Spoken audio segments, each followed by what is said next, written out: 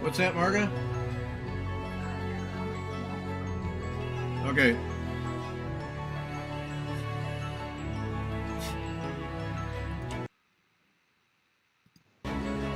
All right. Welcome, everyone. Good to have you with us. That's Karin right there. You'll see her more of her later. She's going away right now. There she went. Okay. Thanks for joining us. That's Karin. Jennifer is in the background. You'll only hear her voice tonight because we're saving bandwidth by not having more video than we have to tonight. We got a bunch of cameras working. So say hi, Jennifer, so people know your voice. Hi, There, it's Jennifer. Okay. There's Jennifer. All right, I'm muting you guys so that you can set up in the background while I do this. We'll get a few announcements in here. A couple of things that you'll want to maybe write down if you have a pen handy. Get that out, and then we're going to spend the rest of the time with Karin showing us how to punch needle, showing me how to punch needle. I have all the pieces in front of me, and Karin is going to lead me by the hand. So if you're doing that along with us, we'll get you a nice little start. And the goal, as we've said before, is to get you oriented enough that you can sign up for a class and make maximum use of it. So we have that coming up. Now, winners from Friday. Winners from Friday are Beth McGuire, Teresa Pyers, Ruth Ellen Burns, Kathy Renard, and Valerie Trujillo. So Beth McGuire, Teresa Pyers, Ruth Ellen Burns, Kathy Renard, and Valerie Trujillo. Those are all in the mail today. So if the postal workers get to do their job this week, you'll have them soon. So that's that. Remember now, pinned at the top of WeTalkFiber.com is an article, if you're doing the Royal Garden, is videos so that you can get help with the various stitches, the crescent, waffle, and walnutto stitches, and the double fan double. So that's at the WeTalkFiber.com. Now, down at the bottom of your screen, this is one thing you're going to run right down. WeTalkFiber.com/downloads/recamo.pdf. That is the ebook for the Italian embroidery Remembering Recamo exhibit from the Embroiderers Guild there in New South Wales. So that's the ebook. April sent that over to us this morning, and you can download that. It's free. It's a free thing, but interesting reading and more background and, of course, pictures of the Italian embroidery that we saw. So be sure and download that, and I'll leave that up. If you don't get to it tonight, it's not a big deal. It's not going anywhere for a long time. But be sure and grab that ebook because it's a lot of fun, and you'll want to have that, especially if you saw the exhibit or if you watched the video afterwards. Anyway, get that, and I'll leave that up there for a while. But then once we start the demonstrations, I'm going to have to take that down so it's not in the way of what Karin is doing. So that's why I say write it down. So Friday night is Dima Santina. She's our guest Friday night. Dima Santina, and some brilliant embroidery and other needlework. You're going to want to be here for that. Just beautiful work. So do that. Sunday's podcast guest is Madeline Harwell of Madeline Elizabeth Designs. And Madeline is 16, I think it is. 16 years old, painted canvas designer. And I think Jennifer will agree with me. For a 16-year-old, mighty good. Mighty good. Yep. She's a good one. So be sure and pick up on that on Sunday. Now the big announcement that we have for you, and you're going to want to write this one down too. Our next exhibit from the Embroiderers Guild Galleries in Sydney, Australia. Our next exhibit will be September 2. So September 2. On the Wednesday show, I said September 3 because that's when I got them goofed up. That's when it opens in Australia, Thursday morning, but that's Tuesday night or Wednesday night for us. So September 2 at 8 o'clock, April will be here to give us a tour of the Secret Garden. And I went to the trouble of putting together a thing, and now I should be showing that. You know, you'd think I would do that. So here it is, the Secret Garden, and that's going to be the next exhibit. It's Sharon Peoples and Belinda Jessup, and they do machine embroidery, but it's machine embroidery of people, faces. You can see some of that work there. The hands, the gloves. It's amazing stuff. And so April will be here, and because it's the first day of the exhibit, Sharon and Belinda will be with us too. So we'll get to hear from the artists of the exhibit right along with April. So that's a huge plus. So mark that down to be with us on April 2nd at 8 o'clock, same time as right now, same place, so that you can take advantage of that and enjoy that and hear from the author or from the artists and question them. And also, as part of that, April and I, mainly April, are working to make these experiences better for you. And so they have purchased at the galleries, they have purchased a gimbal to hold her phone. I think she was using her phone, so it'll be steadier and not as much work for her, and she can move in and out, and it'll just be that much better to see. So they've purchased a gimbal, and then also they need to buy a mic and the accessories to connect the mic to the gimbal and so on and so forth, so the sound is better. And I said to her that it's going to cost about $100 for them to do that. And of course, they're a nonprofit organization. So Fiber Talk is going to contribute $50 toward that $100 cost to help them, because we intend to do a bunch of these. And the better the sound, the better the experience for all of us. So Fiber Talk will contribute $50 to that $100. So if anyone else would like to contribute toward that, email me, Gary@WeTalkFiber.com. Just email me, and I'll give you a PayPal account that you can contribute to. So if you want to contribute to that, that would be appreciated to help them pay for that. And if we get more than the $100 that we need, meaning we get more than $50 from anyone who wants to contribute, then April will apply that money toward future exhibits. So then we'll benefit from those contributions in the future. So if you want to do that, just email me, Gary@WeTalkFiber.com, the usual email address.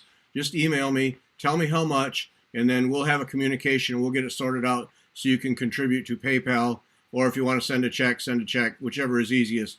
And then I'll just accumulate the money and get it to April so that they can buy what they need to have good sound and good video for us. So appreciate anybody. No obligation, obviously, no obligation. But if you feel that you want to do that, would be greatly appreciated. So that's Gary@WeTalkFiber.com. And then down at the bottom now, note that to get the ebook for the exhibit, the Ricamo exhibit. I think that's it. That is it. It is. So let me unmute the rest of the people. Jennifer, I got everything, right, Jennifer?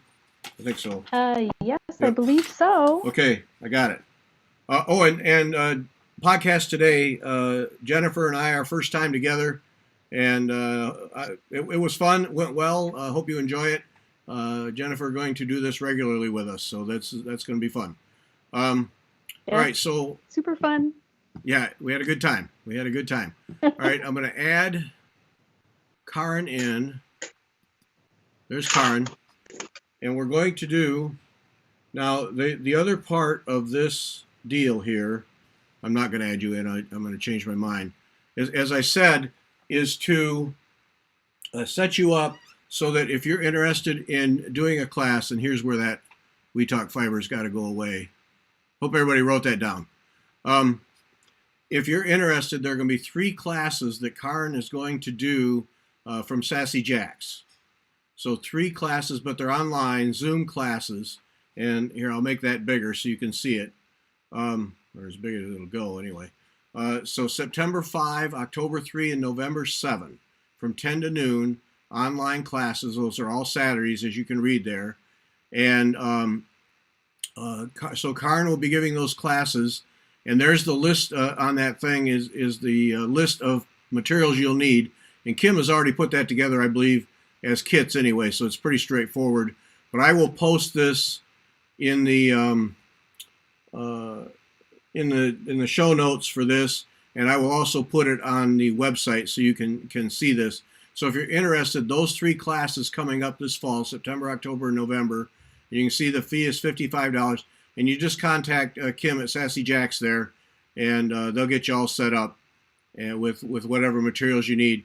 And then Karin is, as you can see, going to do the project that we'll be working on tonight, or at least picking away at tonight. That'll be your project. So tonight will be a good kickoff for this coming up, these 3 classes coming up. And so sign up for those if you're interested, but do it soon, because you know how things at Sassy Jacks tend to fill up fast. So don't dawdle on that and then get left out. That's my advice to you. That's all I got for advice. So there's Karin. Now, Jennifer was asking, Karin, is that Dutch? What's the origin of Karin? The origin is Swedish. I am Swedish. half Swedish. Okay. So that's the reason why I'm wearing my little name, so that if you forget that it looks like Karen, but it's actually pronounced Karin. Right. Yes, I see a lot. When I lived in the Netherlands, a lot of people have Karin is a first name, so it's common there. So I just didn't know it was Swedish, though. So that's nice. Okay, that's the one thing you get to learn tonight, Jennifer. That's it. Okay, that's You're it. done. That's it. That's all you get. You're Bummer. done. Okay, so we're going to get started here because we want maximum time. So Karin, we'll just give it to you, and I'm the dumb guy here. I'm going to figure this all out as you instruct me, so go. Great. Thank you, Gary. First, thank you for inviting me to the show. This is a real privilege for me, my first time. And thank you to Kim at Sassy Jacks. I love this shop here in my local town of Weaverville, North Carolina. And it was here that I discovered punch needle embroidery. And I just completely did cartwheels over it when I first saw it. So I've been doing it a lot. It's one of those things that just hooked me. We never know why that happens, but it just happens. And I've made a lot of projects. And then I started teaching classes here last year. And then we just decided to quickly pivot to an online environment. So thank you, Gary, for giving me this chance to give you a demo and to test out my teaching skills on you. Okay, well, thanks for doing it, because I'm clueless. So good. Well, this will be fun. So yes, this is the little project we're doing. It's one of my favorites. It's a small, good starter piece. And let's get started, and I'll show you, first of all, what does punch needle look like when we're doing it? Well, I have a couple of finished projects here that are kind of fun to show. Punch needle, to me, is like a beautiful little mini rug, and that was what really turned me on to this. It's so intricate and beautiful, and I'm going to show you up close what some of the stitches look like. It's, of course, people do punch needle rug hooking too, which is using larger medium, but I love this miniature medium. It's a lot of fun to do, and I will typically get frames at either Sassy Jacks or at Goodwill to finish my projects. Some of these designs are in the Punch Needle and Primitive Stitcher magazine. This one was one of those, and I used some wool. A little bit further away from you, so it's in the center. There we go. A little bit more. No, the other way. A little more. Keep going. There we go. Got it. There we go. So these are just fun to do, and I've learned some different techniques along the way. This one, for example, is done with 6 strands of floss. The one I showed you before was done with 3 strands, and so it's just enormous fun. Here's an example of one that was done with multiple needle depths, and we'll talk about that a little bit in the demo. I won't get too far into it. It's a little bit hard to tell, but you can kind of see where some of the parts of the elements of the picture are a little bit more raised, and you accomplish that with the little different needle depths on your needle. And the other thing to show you, Karin, yeah. before you flip that over. Now, it does have that hooked rug look to it, but is it? Yeah. That's all still fairly close to the ground cloth, right?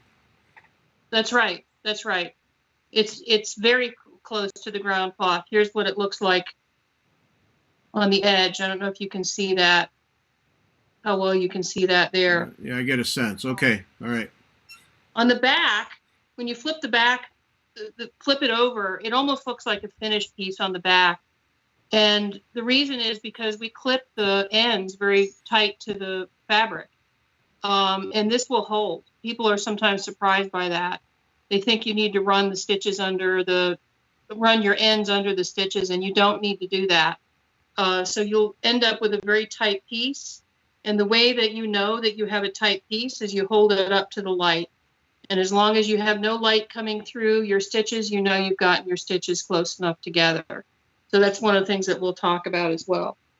So should we talk about the needle itself, Gary? Yes, we should. Okay. The weapon. All right. Yeah, there you go. That's perfect. And now let me zoom in a little bit just so that we can. Okay, good. So what I like to use for the punch needle embroidery is the Ultra Punch needle, which is a really nice little kit. It comes with 3 different size needles. It comes with needle threaders. And it comes with actually a really nice little guide. The guide is very good at getting you started as well. So let's talk about the anatomy of our little needle here so you know how to use it. On the side of the needle, and Gary, you might need to zoom in on that, are numbers. And those numbers represent needle depth. So a number 1, which we're going to use tonight, you can see where I've got my little silver piece slid over here by the number 1. That's the lowest needle depth. It's the lowest. Think of it as a rug pile. This is going to be the closest stitch, the smallest stitch. And the higher the number, the greater the pile. And so I've done a lot of projects where I may go up to a 3 or a 4 needle depth so that you can get some texture onto your piece. And of course, you can go as high as 12 on here. All right, Karin, help me understand then what that does at the needle end. Well, that raises the needle up for one thing. So if I go up here, and now it's in position 1, which doesn't necessarily mean a measurement. Can you see the end of the needle? Yeah, keep going further. So we keep going. There you go. Okay. So that's position 1, which doesn't really mean anything. I mean, it doesn't equate to an inch or anything like that. It just is needle depth 1, whatever that means in punch needle world. So if I go up to a higher number, let's say I'm on number 7, you can see that the needle is going to, when it punches, it's going to leave in place a longer loop on the front.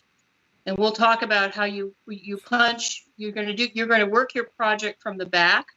The little loops will come through the front, and this will determine the needle depth or the loop depth. Now, let me say, this is not the loop depth. This is not exactly the loop depth. So don't think that your loops are going to be this long. There is an action that the needle takes when you press it into the fabric and draw it back. It leaves a loop of a certain length, but it's not the length of the needle. So I don't want you to think that you're going to use up your embroidery thread in one evening. That's why I wanted to see what was going on there, because what you showed in the samples and a needle length even at 1 suggests some pretty healthy loops, but that's not how it comes out. Exactly. Okay. So the piece that I showed you a second ago, just lost my threader. This piece probably has needle loop depth. So as I remember, what I did was 1, 2, and 3 probably in here. So 1 is the closest to the edge, and you can see still that you don't have anything that's nearly as long as the needle that you see. This will make more sense when you do it in person, for sure. So 1 in needlepoint terms is kind of our basket weave tent stitch, the ground lowest level, solid. Right. Okay, all right. That's a good way of looking at it. Okay. So let's talk about how the needle works now. I'm going to show you what the business end of the needle, which is the bevel end. And first, let me show you with this one. The needle, as I told you, the needle kit comes with 3 different needles.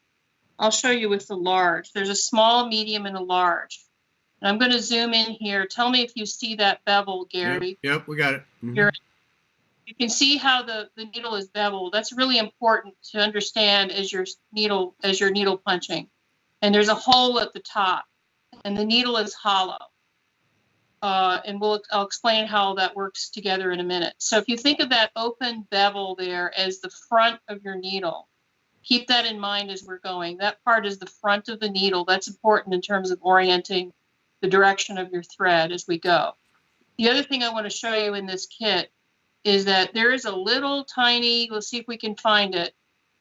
There's a little L on the side of this, and I'm trying to catch it in the light for large. And I might not be able to catch it here. Yeah. But there's a tiny, tiny marker on the edge of the needle that has an L for large. And then on this one, it has a small. You can see that immediately what the size difference is, the gauge difference is in these needles. So this is the small, this is the large. And what we have in the needle right now is the medium.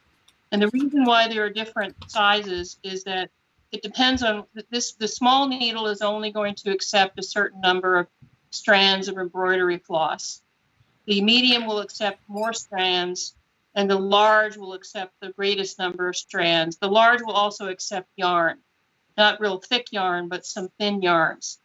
And the way you can tell is you always want the thread to be moving uninhibited, unimpeded through your needle. I'll show you that later as well. So it can be if your thread or your floss or your yarn is not flowing through the needle freely, you're using a needle that's too small. That's how you'd be able to tell. So we're going to start out tonight with a medium needle and 3 strands of embroidery floss. Although you can use 6 strands of regular embroidery floss in the medium needle as well. I just like to use 3 for tonight. And maybe, so let's go back. Oh, yeah. Go ahead. Yeah, I'll shut up and let you do your job. Never mind. Go back to the anatomy of the needle one more time here. When you're changing needle ends, you're going to open your needle by dropping this little, you can see that little silver piece sliding down there. And now the needle opens up. And I'm going to actually move this box a second so you can see what I'm doing here. When I open it up, there's now here's the spring that's in action when you're depressing the needle into the fabric. And you change the needle by slipping off the spring, turning that needle and taking it off like that. And there's a little groove in the bottom here. You can see that has little grooves on it. And that will fit into the bottom of into the needle body, I guess, is what you might want to say. And then you turn that to lock it. And you put the spring on top so that the sharp end of the needle comes out the top. And now pay attention to where that little silver guy was right here. He's going to line up with that opening on the needle. So when you drop this down, you're going to catch that little silver thing in there and attach the top to the needle. You with me, Gary? I got it. Awesome. And this is in though I will say one thing, I kind of snagged the spring the first time I inserted it and got the needle outside of the smallest opening of the spring. So I would, make sure that stays like that when you put it in. So when you're doing it, it's hard for us to demonstrate online, but you're going to want to do this by holding the needle vertical like this. Yes. And that will keep that spring vertical while you put the top on. And I did not do that, and that's what happened. So there we have it. All right. So hold it vertical while you're doing it. Got it. Okay. Okay. So now I have the needle in the locked position down here. So the needle's not sticking out the end. That way I save my fingers and probably marriages and other kinds of things. And then when I get ready to punch needle and to thread the needle, I'm going to move the silver piece right up to my needle position that I'm going to start with, which is number 1. And now I'm ready to thread the needle. Now remember, the needle is hollow all the way through the tube, and there's a little hole at the top. So the threading is a 2-step process. So you're ready to thread, Gary? Okay. Okay, All what right. color? This needle threader, it's a very fine filament with a little tag on the top that you can use to grab it with, and also to find it if it drops on the floor. There should be 2 in your starter kit, because eventually that little filament is going to fail. So the good rule of thumb is always have extras of these on hand. So here's the step. You get your thread, and you got your 3-strand, right, Gary? Okay, what color are we going to start with? We're going to start with the green, which in this kit had a sexier color name than that. Peapod. Peapod, that was it, yeah. All right, so I'm going to take 3. All right. Now, talk about length. Talk about length of the thread, though. Thank you. Doesn't matter with punch needle what length you have. I know when my grandmother taught me embroidery 100 years ago, there was this sort of length that you always wanted to stay within, because your thread passes through your canvas so many times, and you don't want to wear out the thread. In punch needle, that doesn't happen. When you make a stitch in punch needle, that stitch stays, and then it pulls a new bit of thread or floss, and when you punch it, it's making a new loop. So it's always using a new unused piece. There are some of these flosses that are sold, like the Valdanis, are sold in rolls, and you can do a continuous punch needling with one color in perpetuity without having to cut it. So some people do like work. So if you use like a Valdani thing, then basically it's just like knitting, where you have a ball and you just keep pulling off of it. Exactly right. Okay. That's exactly right. Yeah, it is exactly like knitting or crochet in that way.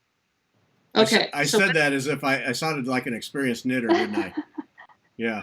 Yeah. Yeah. I know where you got that info from. Yeah, I do too. Thank you, Jennifer. Yes, I do have a question. If you're not using the Valdani ball and you're using over dyes or just regular DMC, are you separating out your strands and then recombining them? Okay. I am. In fact, that's a very interesting question, because I use a lot of DMC floss because I don't have deep pockets. So I do intermix a lot of DMC floss with mine. But I also love to use these over-dyed threads. They are so much fun, and they make such a difference in your work. But most of that all the DMCs are already 6-strand, and a lot of these other like classic color works are all 6-strand. These are all pre-cut into a nice length, usable length, which is nice.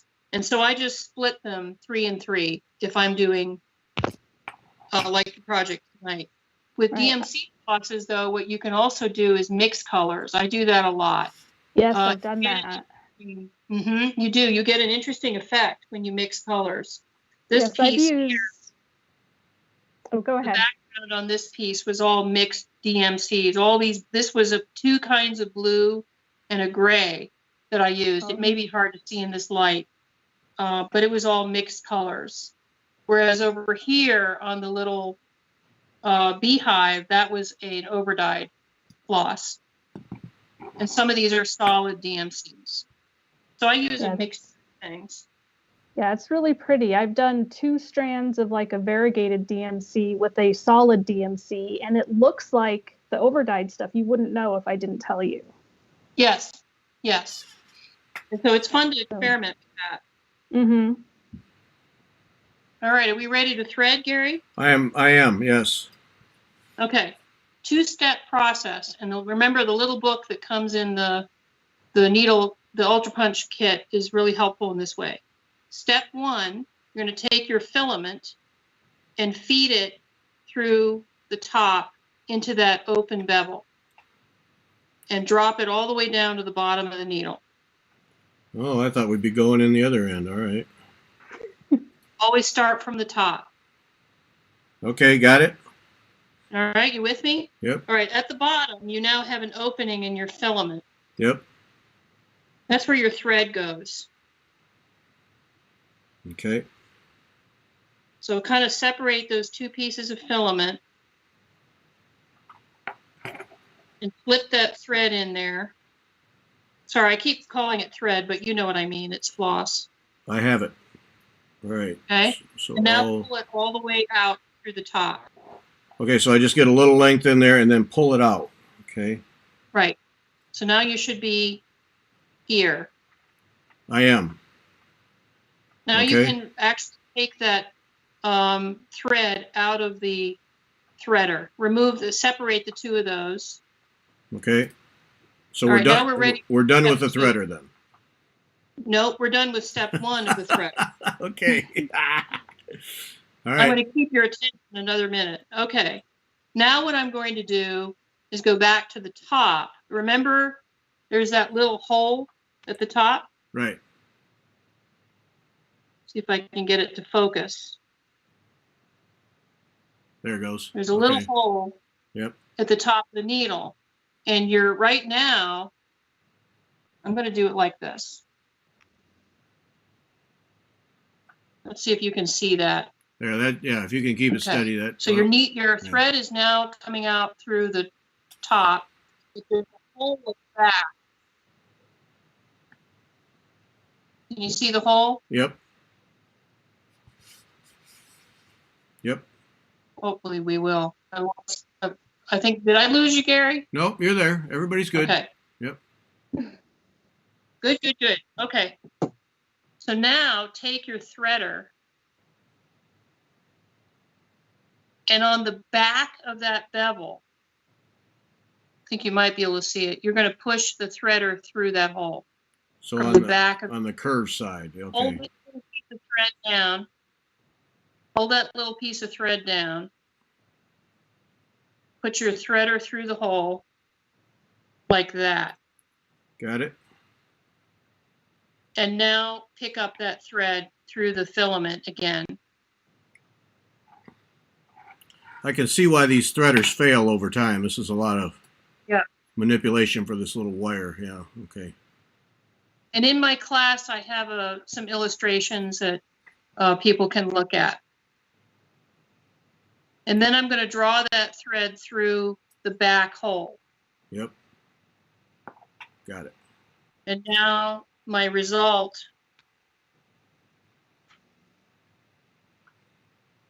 is that. Yes. Okay. The bevel, the thread is behind the bevel. That's really important. Got it. So the thread is down through the center and then coming out on the curved side of the needle.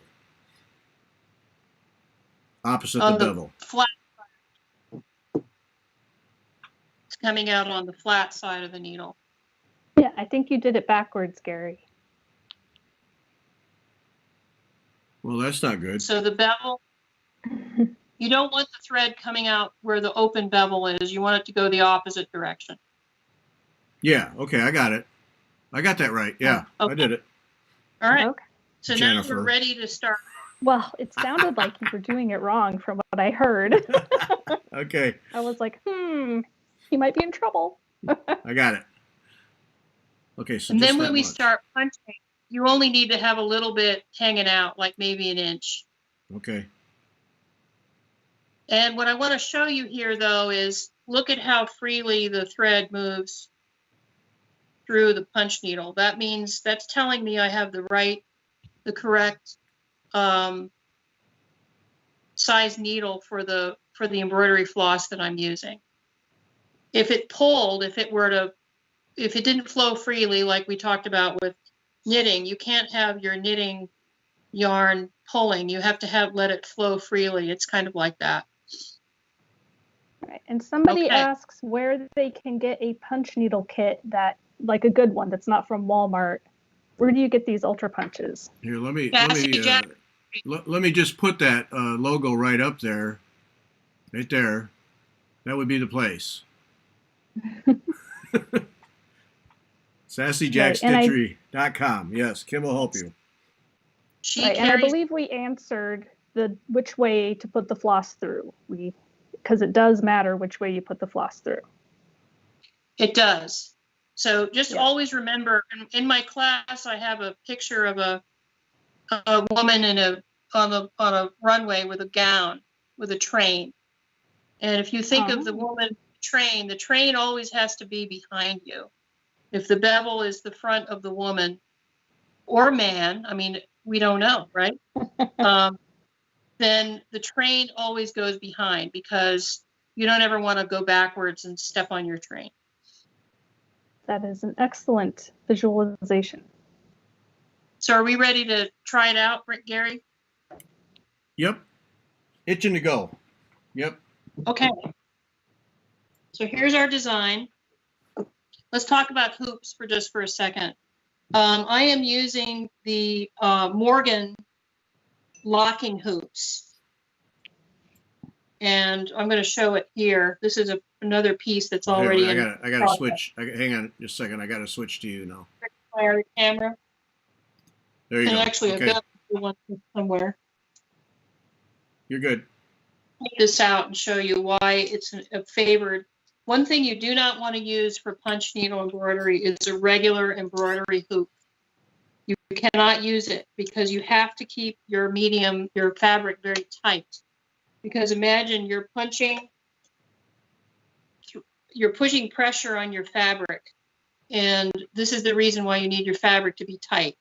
So on the Morgan hoops, I'll show you under the detail here. The Morgan hoops have a ridge on the inside that locks them together. The inner hoop has a sort of a groove in it, and the outer hoop has a ridge on it.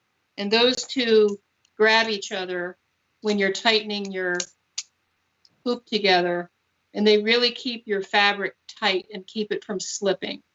Unlike regular embroidery, where you're doing a very delicate sort of stitch, with punch needle, you're putting more pressure on it. So that's the reason why the locking hoops are favored. Okay, But I also, Karin, separate those again so people can see that yeah, groove. sure. See, a regular embroidery hoop does not have these grooves. So here's the inner hoop, and you can see a groove. Yep. And then the outer hoop on the inside, the matching piece, has a ridge. And then when you put these two together, the ridge and the groove lock together. And when you tighten it, like you do any other embroidery hoop, it's going to lock those together in a way that keeps the fabric from moving very little. Having said that, it doesn't completely keep it from moving. Every so often you need to tighten your fabric, but you can go a long way before you have to tighten it. So and that's Sandy asks, what kind of fabric is used for punch needle? Okay, great. That's a perfect segue. The kind of fabric that I use is weaver's cloth, which is a poly cotton blend. And one of the things that you don't want to use is all cotton. The reason is because the fibers will not hold up to the punching of the needle. The weaver's cloth has, by having polyester in it, it is able to give some more and has a tiny bit of stretch. And it can take the punching of the needle without breaking the fibers of the fabric. So don't use really fine woven cottons like muslin and things like that. It does not. I've tried it and it does not work. So weaver's cloth is what you want. Weaver's cloth is not easy to find in places like Joann's. So I would stick to your stitchery shops. Kim sells it by the yard. There are some punch needle kits that come with the fabric already. Many kits do not. This kit that we're working on does not come with the fabric. But what I do is I just buy my fabric by the yard from Kim, and I can cut it to whatever project size I'm making. The other thing is that a lot of this fabric, most of the weaver's cloth is this color. There are some other colors, but as you noticed from my samples, most of when you punch needle, you're completely covering the fabric. So it doesn't really matter what color the fabric is. You don't always cover all the fabric though, because there can be sometimes, I'll show you, go back to this other example.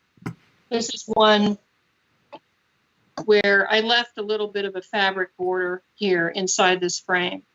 Or if I want to add another type of border to it. So if you want the fabric to be a different color, you can find some other colors. But the beauty of that is if you're going to do a bunch of punch needle, you can buy a couple yards of that weaver's cloth and be confident that you're not going to wish you had another color or something. That's exactly right. Yeah. That's exactly right. One thing we haven't talked about, which I do cover more detail in the preview to the class, is how do you get your design on there? I trace mine using a light table. And if you'll notice, the image that's traced on here is backwards. And as I said earlier, we're going to work the piece from the back. And your finished part of the work is on the front. So that's the reason why your design is in reverse. And I trace mine using a light table, and I use a micron pen, the ones that quilters like. You can also use a pencil. Just don't use any kind of pen or pencil that will bleed onto your fabric. But once you punch over this, the design disappears. You won't even see it anymore. So if your drawing is not perfect, that doesn't matter. Any other questions before I go on to we start punching? Actually, I was going to show the frame that I'm using too. Absolutely. And someone also asks how much fabric is needed around the design. You only need just enough fabric to get into the size hoop. These Morgan hoops come in different sizes. This one, the one I'm using, and Gary, I'm going to pull back a little bit so I can show. I'm using not just one hoop, but I'm using two. Oh, because some of these are called as a set to give you a table, almost a table to work on. It has little legs that attach two hoops together. That gives you two different size hoops that you can use. So if you have a larger project, you can use the 14-inch frame. For a smaller project, you can use this 10-inch frame. And if you want some stability in your work, like what I'm doing tonight, you can buy the kit that has the legs that attaches them together. It makes a really nice stand. The smallest Morgan hoop is 7 inches, which is really good for a lot of the little projects I showed you. The one I'm showing tonight is a 10-inch hoop. And so really all you need is the size that your design will fit in. One other thing about frames, I've been asked if you can use a smaller hoop with something like this and simply loosen the frame and move it around like you would other embroidery or cross-stitch projects. I don't like to do that because of the way this punch needle is so tight. I'm afraid it might damage the piece if I had a smaller frame and I had to move the frame around. So I tend to use frames that always fit the whole piece. And this might be a good segue, Gary, to the type of frame you're using, which gives you some more flexibility because all the Morgan frames are round. Yeah, the one that I'm using is the K's Creation piece, and it comes in two pieces. There's a base that is a Lazy Susan. It's on ball bearings. It's a Lazy Susan, which you can see some real advantage in just being able to turn it as you punch. And then the top part, and this is the part that just blew me away. This is the top part, which is a frame, and it has, if it shows, I don't want to peel this cloth off, but it's like it's an ugly reverse nailed type material that you don't want to drag your hands across because it will cut you up in a hurry.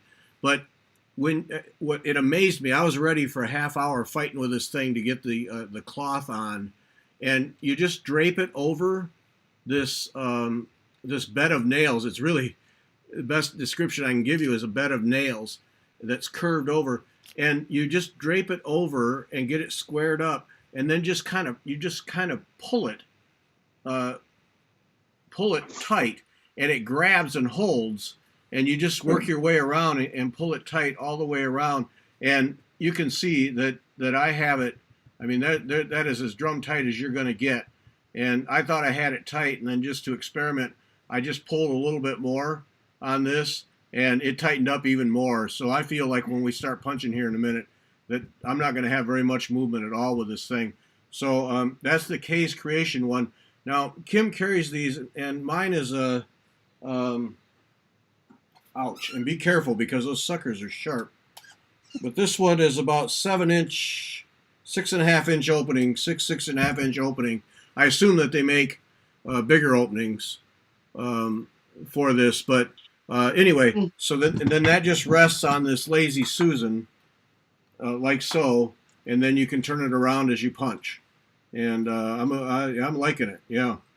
Now, Karin and I were talking earlier today when we were experimenting, and we also talked about the possibility of using stretcher bars like we're using for needlepoint, and tacking on, if you're doing a bigger project, and tacking it on there, and then using the stretcher bars to expand and get it as tight as you need. And then you'd want to prop it up somehow so you don't keep hitting the table when you punch. But I think that the adjuster frames would be a good option for that if you have a bigger piece, so you could get really any size you want. So. And also, Gary, you can also hold your hoop just like you would be just sitting in your recliner at home. You can have a single hoop and hold it in your hand and do just fine. What newcomers to punch needle are a little bit surprised to learn, though, is that there's a little bit more stress on your hand doing this craft. So don't be surprised if your hand gets a little tired, because you're holding this needle pretty firm and you're punching and punching. There's a little more work involved. So I would say take your time until you your hand gets used to the motion. Mm-hmm. So that's one reason why these frames that hold your piece in place for you are really nice. They're going to help a little bit with that hand stress that you're going to get when you first start doing the craft. Yeah. Right. And Josie asks if the frames, like those square frames, if they come in different sizes. And then also, can't you move on those square frames? Can't you put the part that you have previously punched and put that on the grippies and it won't ruin it? I've seen it done. Do you do that, or? Yeah, I don't know. I've never done it. I would be a little bit concerned about the back of the project. Yeah. Getting caught up in that tack strip. I know. So I was wondering. I guess I would just be cautious about that, and I would rather just have the fabric on that tack strip rather than the finished part of the piece. Right. And so the frames do come in different sizes to accommodate that. Okay. Yes. I think they also make kind of an edging that can cover up the tack strip, Gary, so that you don't get, it kind of protects you a little bit. So I don't end up bleeding all over everything? Okay, that's good. Okay, are we ready to punch? Let's punch something. Yes. Okay. Let's punch. Okay, so if you'll notice, once in a while, I'm probably going to pull on my fabric. I may loosen the hoop a little bit, but as we talked about, you want this drum tight. You don't want this loose. You want it. You can give a little bit. You can't have it. You can't have it not give. But let's get rid of the insect there. But you want it drum tight. So as you're working, if you feel like you need to tighten your fabric, go ahead and do so. So we have our needle threaded with a 3-strand. Just to summarize, we're on a needle depth number 1, which is going to give you the smallest loop. And I'm following my design, which I put somewhere, that is going to let us start. So we're going to start, Gary, you and I, with the leaves and the stems here, and I'm going to show you how this motion goes. Before I actually start pressing into the cloth, I'm going to give you a couple tips to get started, Gary. When you start punching, you want your needle perfectly vertical to the to the fabric. You don't want to go in at an angle. So stay vertical to the fabric. Okay. The next tip is when you depress your needle, you're going to go all the way through until you can't go any further.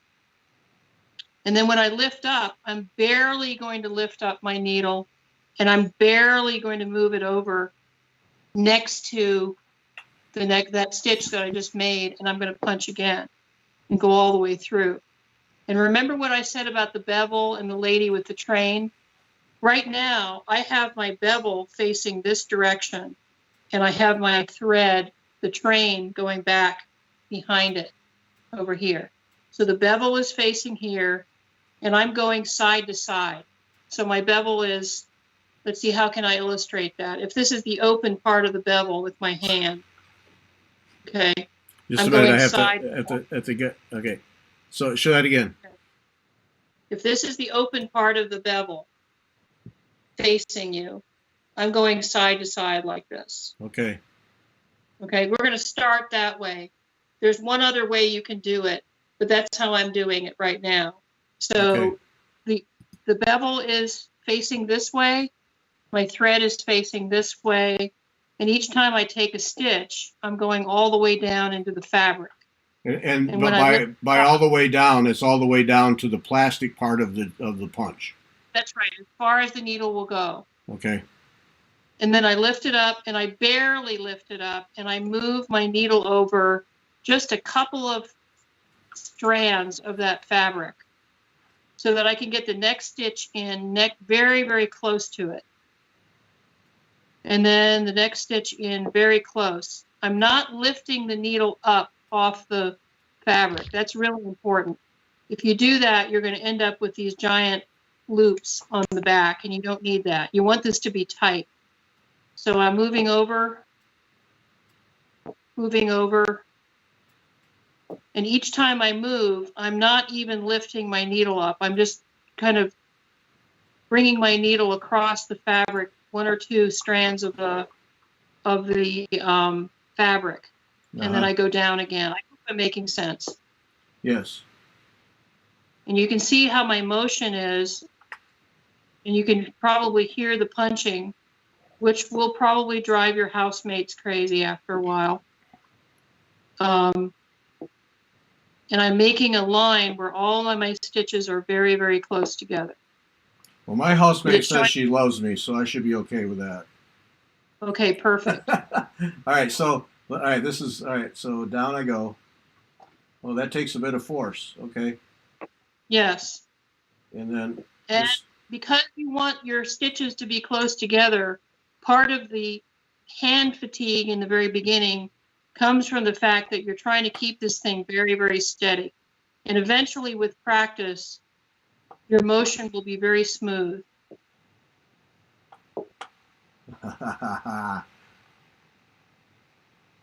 Okay, that's the trick. All right. Good thing Kim sent me a second piece of cloth because I'm going to need it. Okay. Okay, so that is a real trick then, to just come up just to the surface of the fabric and go down again. That's right. That's right. Okay. And I'm stopping with my needle in the fabric for the moment because I'm going to show you what I'm going to do next.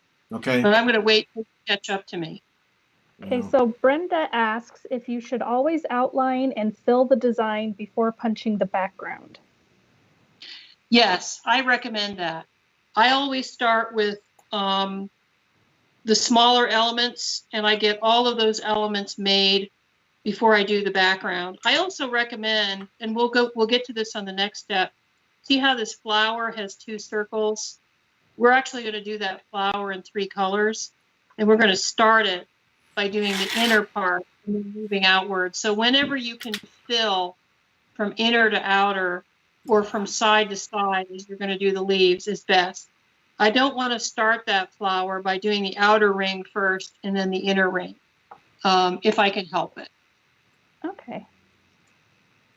All right. How are you doing, Gary? Not so well, but that's all right. And Gina wants to see what you're doing, Gary. Well, I got a mess is what I have here.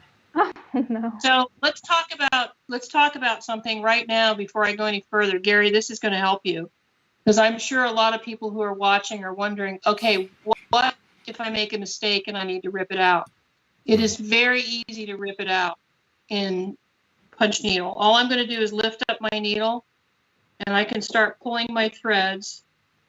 But there's a trick here. You'll notice now how you can see in your fabric. Just a minute, Karin. Let me get back to you. Okay, I got back to you now. Okay. Okay. So what I'm showing is I ripped out a little section here.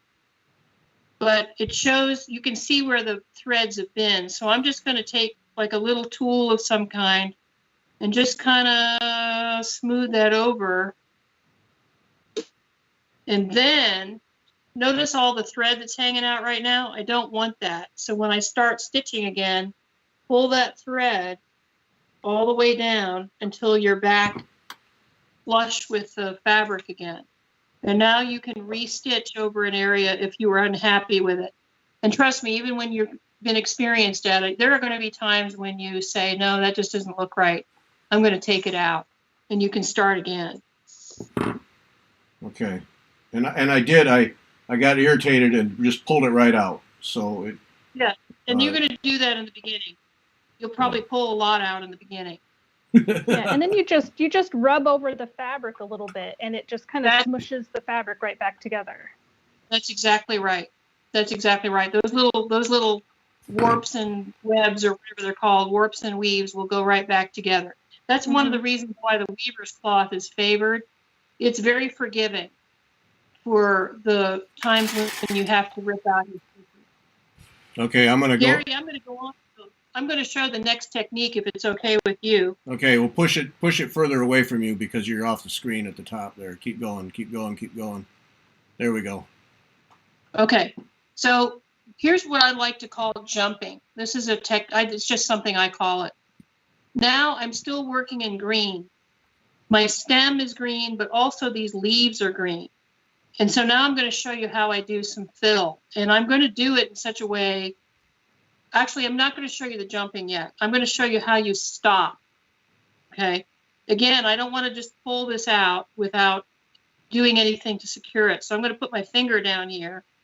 And as I draw the needle out, I'm going to hold the thread in place and pull that out. Okay. That saves that stitch from being pulled out. And now I'm going to snip it right flush to the fabric. And I've finished with that line. There is a technique I'll show you in a minute, which I call jumping, which allows you to go from this point to another point in the same color. But when you're ready to finish, you just put your finger down and pull out. That means if you don't put your finger there, those stitches will pull out when you draw your needle out. So that's a really important thing to do. And that will hold when you do that. That will hold. It will hold it. It will absolutely hold it. Okay. And on the front side, it doesn't look like much yet. It won't look like much until they're interlocked together. Okay, you got to push way away from you.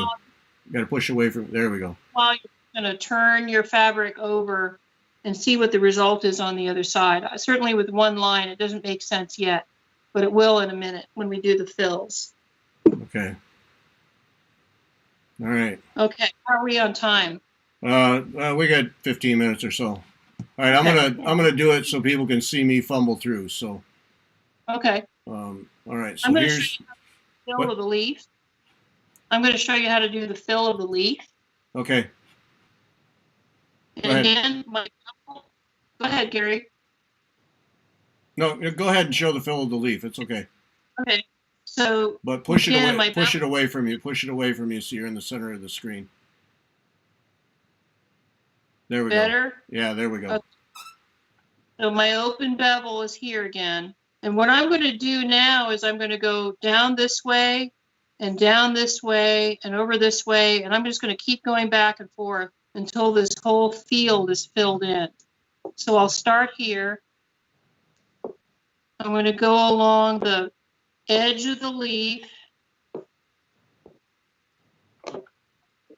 And at a certain random point, it doesn't really matter where, I'm going to go back in the other direction. Now, the trick here is I'm now putting 2 rows together. So I want this second row to be extremely close to the first row. This is where you start to check your work to see whether light is coming through. I'll do a couple more rows so you can see what it looks like when it's really tight.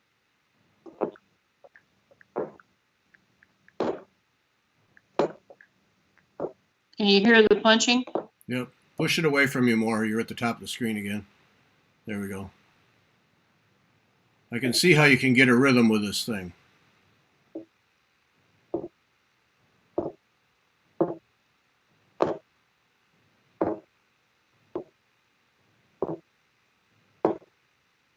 Okay, I'm going to stop there for a second, and I'm going to pull the thread out as though I had finished that leaf. In the interest of time, I'm going to snip it. And by the way, I can snip these front ones too, the starter ends. I can snip all those ends. So now we have a very tight leaf fill. Can you see that? Away from you some more. That's too far. Come back. I got you really close. There you go. Right there. Perfect. Oh, yeah. So those rows are really tight. You can't see any fabric between them, between the rows or between the stitches. And on the front, if we can get a view of that, it's going to be a little harder. Well, further away from you. There we go. Okay, now Can you zoom in on that? Yep. And push it. Now push it further away from you yet. You're still at the top of the screen. There we go. Okay. So, and when I hold it up to the light, there's no light coming through. So that's what you want to achieve with all your fills. I'm going to show you one more thing too while we can. I've been telling you to keep the bevel in this direction. Can you see where I am? Mm-hmm. And keeping your tail back here. You can also, if you want to, you can turn that needle. I'll do it from over here. And I can go in the direction of the bevel. In other words, it's the lady, the front of the lady, and she's walking forward with her train behind her. You can also do that. So she's either stepping side to side or she's going forward. Just never go backwards. Never take that bevel, have it facing this way, and then stitch backwards. Just don't do that. You'll stitch into your own work, and that won't be good. Okay. Should we keep doing a few more rows so people can see? Yeah. And can you talk about what happens if you go in at an angle instead of perpendicular? You just don't get your stitch lengths right. Right. Your stitch lengths can be varied. So you really want to be perpendicular. Even if you're at a slight angle, it's okay. But I just wouldn't go in at a very tight angle like this. Otherwise, your loops are not going to be consistent. Right. And Can also, you? I think it's harder. Okay.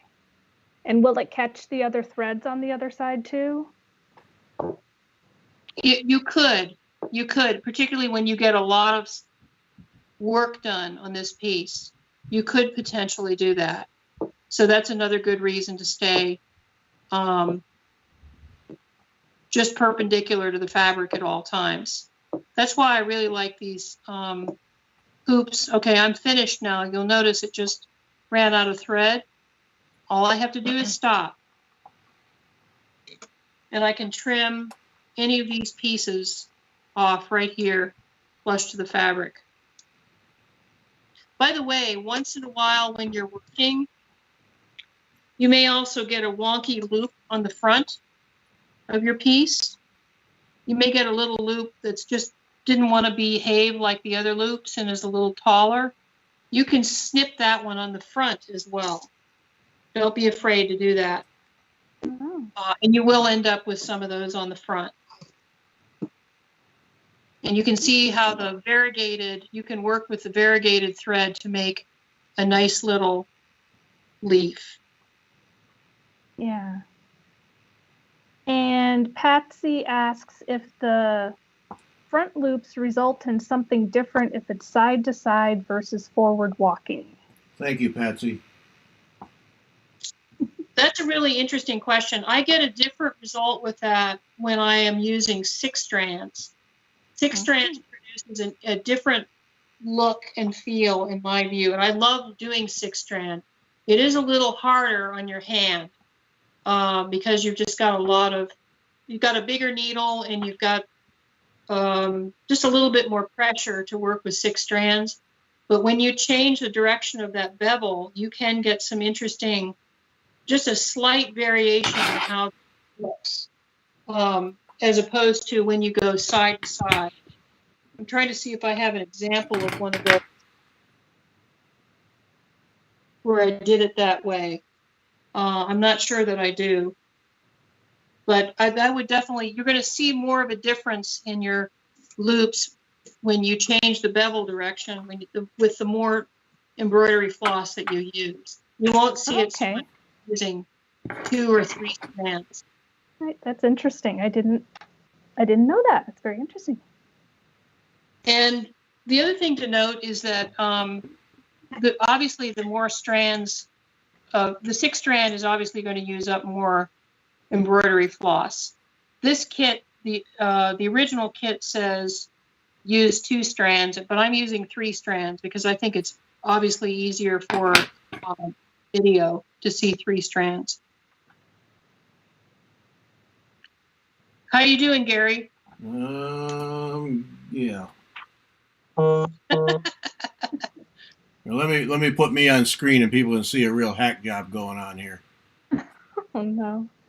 All right. So when I teach classes, the first hour, people feel pretty uncomfortable, but by the second hour, people are finally feeling a rhythm and getting the hang of it. So my advice is stick with it. Be patient because you're going to feel very awkward in the beginning if you've never done anything like this. And after a while, it'll come very naturally. So be patient. I want it perfect the first time. So it's my problem is when I'm pulling out to get the needle out, I feel like I have to pull and then I come up too high. So that's where your finger comes in handy. And also, if you're coming up as a rookie, if you're coming up too high, don't worry about that because you can pull the thread at the back and tighten it back down to be flush with the fabric as you go. That's a common thing that beginners will do. Okay. I can see Did that why. make sense? Yeah, I think I follow you. Yeah, see, I keep springing out of the cloth, and then I have this loop on the back side. I don't know if people can see. Yeah.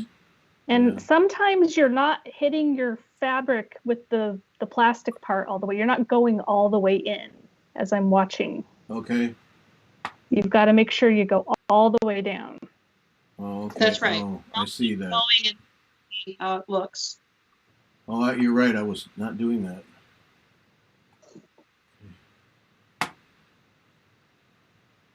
And if it's bouncing a lot, maybe your fabric needs to be a little bit tighter. Making me wonder. That's right. That's where you're going to see after a while. If this is pushing down more and more and is looser and looser, it's time to stop and tighten your fabric. And do you ever, when you're punching and you need to like have a little pause or you get up to go to the bathroom or get a snack or whatever, do you leave your needle all the way in and just kind of lay it sideways and take a little break? Or do you recommend taking it all the way out? You can. I recommend taking it out. The thing is, you don't want to take it all the way out. You don't want to remove all the thread from the needle because once you've started a thread in here, it's very hard to rethread the needle. So if I want to take a break at this point, I want to make sure there's thread coming out the tail end, and I can pull it out like I did before you saw me with my finger. Right. My last stitch, and then I can lay this down like that. And then when I'm ready to start up again, I'm going to pull the thread from the back until I'm flush back down with the fabric, and then I'm ready to stitch again. Right. Okay. Yeah, because So- sometimes you need a break. particularly in the beginning. Yeah. So starting with short loops of thread, or short lengths of thread, I mean, might not be a bad idea in the beginning, so that you're not, so that you can take an easy break. Right. But remember, when you run out of thread, just keep going until you run out of thread. You don't have to worry about it. Once it's eaten up by the needle, you're done with that piece, and you can just cut a new piece and keep going. Right. Yeah, starting and stopping with this stuff's pretty easy once you get the needle threaded. That can be You'll notice challenging. I'm paying a little bit of attention here to the shape. Since the leaf, the grain of leaves tends to go in this direction, I'm punching in this direction, so at least it gives the sense of a leaf. Right, and using the variegated floss to good effect. Yes. And by the way, when you're doing a fill like this, you don't have to go back and forth in these zigzaggy rows. It's not uncommon for me to go in sort of random random directions too, particularly when you're doing background. On the background here, I won't be going back and forth. I'll be doing sort of random fills. I may do a little bit here, and then I'll start over here, and then I'll go over here. As long as it's all just sort of growing together, doing it in more of a random way is going to give it more interest in the background. That's how this one. And this background had several different colors going on here. So I used, I think maybe 3 different colors in this background to give it some interest. Right. And I that's, think Gary needs to put you back on the screen so people can Oh, see. sorry. I know, sorry, you're I very was- focused. I'm punching. No, it's good. I know. And it's looking good. I mean, you have to show the front in a minute. Yeah, I'm afraid. No. Okay, Fine. Karin, you're back on the screen now. All right, and- show your pretty backgrounds again. okay. So I was showing this piece that has, I used, I think, 3 different colors in the background here. There's a little bit of a pattern to it, but these are all variegated threads. So when I'm using them, they're completely random. Whereas when I did the leaves, I sort of went in the direction to suggest a leaf. Right, that is so pretty. Flowers here too. That's the fun of it. You can do all kinds of experiments with how your thread goes. There's no one way to do it. Right. Hey, I have to say, let me just have a moment here. Let me just have a moment. Once I got going,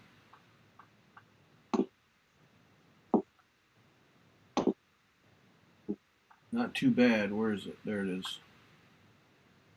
I started to get the look. Like right in here. I started to get the look. I found myself coming up and going back down the same hole too often as I'm trying to stay close. Oh. So Yes, you'll do that until you get a sense of control of the needle. yeah.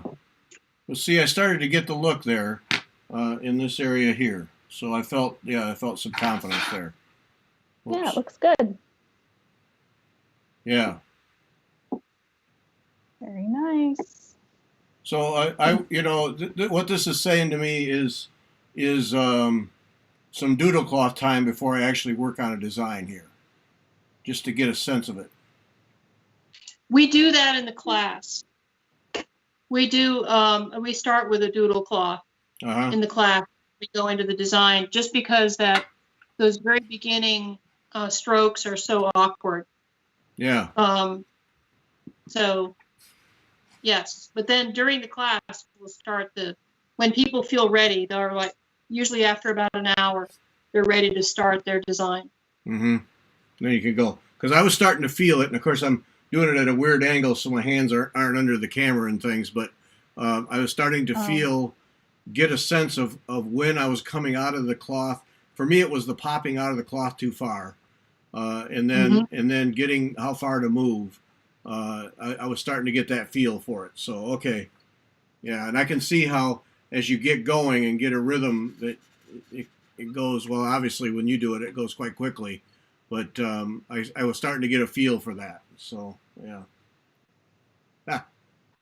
fun. Yeah, and Josie wants to know what the name of the other pattern is. I'm guessing it's the pattern that you showed with the background, the flower. X. I may have to go back I think that one. and look at that. This is part of a series of designs that are sort of like tiles. I love them. And let me find out. I think it's threads. Threads that bind, maybe. If anybody wants pretty. to email me, this was another one that was in that series. If anybody wants to email me, you can email me at learnpunchneedle@gmail.com. learnpunchneedle@gmail.com. If you have questions about anything that I've done tonight or any questions about the upcoming classes. And if I can just say one thing about the classes are all meant to be independent. You can take more than one, but right now I'm just doing a beginner class. If you think you might want more,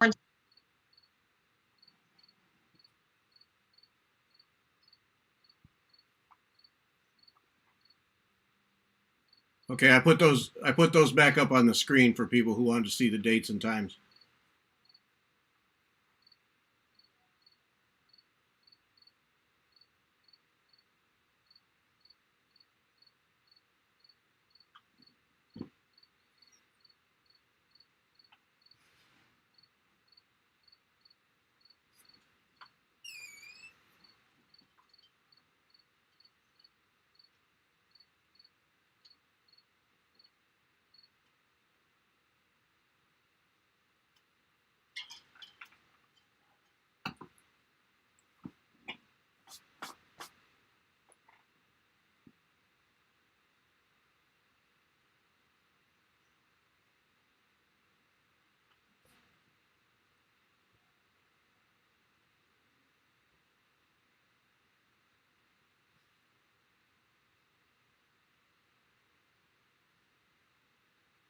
Oh, because the idiot operating all the buttons bumped the mute button. Now she's back. Oh, oops. Okay, I don't know where you got lost at. so how about if I just repeat what I said? I think the last question was how long would it take to do a piece like this? Yeah. And I would say probably, a couple, maybe 2, 3, 4 sittings at a few hours a time. I can usually punch for a couple hours at a time if I'm watching a movie. So if I tend to think in terms of movies, maybe a few movies, and you'll be done with a piece this size. It does depend on whether you're mixing, how complicated you're making it. If you're mixing colors, like I sometimes do, it's going to take more time to prepare your glosses. But if you're going to use, if you have all your colors ready to go and you separate it into you're either using the 6-strand by itself or the 3-strand, then it might take a little bit less time. But once you get going, that's one reason I like the size of these projects. They don't take that long to do. And if you get ambitious and want to do larger projects, then obviously it would take more time. Right. And then Sandy wants to know, once the project is done, how are they finished? Into pillows, into what can you do with them? Let me show you a few examples of some of my finishing. I just brought the framed ones, although I did bring this one. This one was finished with a little bit of some of the wools that Kim carries and some of these little sort of baubles along the edge. And I did a little bit of needle felting for. Oh, wait a minute. You're showing that on the close-up. I'm sorry. Okay, now Let me show it here. I just moved the other way. That's all right. There we go. Okay. So this piece, I made a little board, and I made the little needle felted acorns and just mounted on the board. Here's one that Kim's showing that was made, a little miniature piece. I'm back at the close-up, Gary. Okay. This one was made into a little ornament, Oops. which was fun. Hang So on, it's just hang on, back hang on. with some wool and a little needle felted stem. And then a lot of them I do with frames. That's to me, the easiest way to do it. Can you see that, or you want me to go back to the big screen? No, a little further away from you will be fine. There we go. Yeah. And I made the little thing at the bottom. And again, some wools and a little bit of embroidery. And so the finishing is fun. And also there's a really cool, I don't know whether this is, I mean, I'm sure people do this better than I do, but I did figure out a way to get these fabrics really tight together here on the sewing machine. We can talk about that in the class, because it can be a little bit of nerve-wracking with the edges of these pieces to get to join it with fabric. But if you do it with those half, I don't remember what they're called on the sewing machine. It's a little presser foot that's like a half a foot. You can get it to butt up against there and make add nice edging fabric to these, and make wall hangings and other kinds of things. Yeah. So on that little pumpkin guy, what, like the edge, because you joined it with the wool on the back. What does that edge where the two meet look like? This is not my piece. It's one she has in the shop. It's just hand stitched. Oh, it's hand stitched. Okay, so you can get it really precise. Like a whip stitch, which is works well for an ornament. Okay. Beautiful. Yeah. Nice. Huh. Oh yeah. All right. That's good. Very cute. Oh, it's so cute. Yay. I like that one there. Yep. Yep. Any other questions from your wonderful fans? I'm not seeing any. Everybody's loving it though. Oh, great. I think it's fantastic. Remember, I thought it was feel free to fantastic. email me. What's that? Say it again, Karin. I said feel free to email me, learnpunchneedle@gmail.com. Okay. And sign up for class. Okay. All right, Karin, thanks. That was fun. Yeah, that was tons very of welcome. information. It was fantastic. Yep. Really good. All right. We're going to call it there. So let me know if you want to contribute to the Embroiderers Guild Galleries. We'll be back Friday night with Dima Santina to look at her embroidery. And I will, Friday night, if you missed it or somebody else wants it, I'll have all the information for Karin's classes again so that people can get a repeat of that. Or just go to Sassy Jacks and it's all right there. Karin, thank you. That was fun. Yay. Thank you, Gary. Yes. Thank you, Jennifer. It was a lot of fun. Yes, All right. Thank you. It was wonderful. All right. Thanks, everybody. Talk to you Friday.